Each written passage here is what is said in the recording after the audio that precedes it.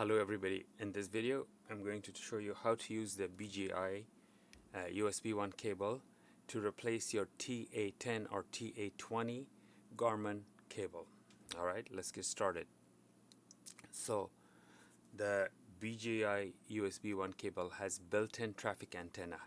Now that's not a traffic receiver but just the antenna, meaning that your GPS must have a receiver inside.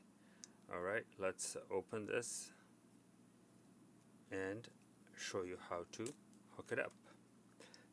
Make sure that you are plugging this into a USB 2.0 or higher amperage USB port and not to a smaller one. Okay, so I'm going to be plugging this in, and I have plugged it in. Make sure you stretch the cable.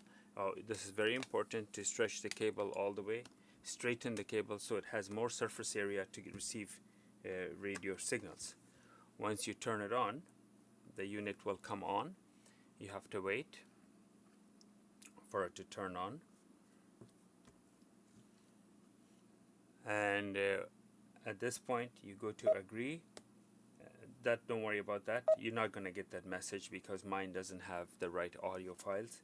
So you go to settings, you go down, you go to traffic, and make sure this box is checked. If this box is not checked, it will not work. So right now, if you see, you have 5-line traffic, actually 4-line traffic signal strength. But if I go outdoors, this will change to 5 lines. Because I'm indoors, it's only 4 line. Now, once you go to the subscription, it tells you which country subscriptions this GPS has. This subscription has nothing to do with the cable. Cable has no subscriptions, it's the GPS. And then when you go back, that shows you the signal strength. And if you uncheck this, the unit will work, but there will be no traffic. Simply no traffic. That's why this is important to be checked.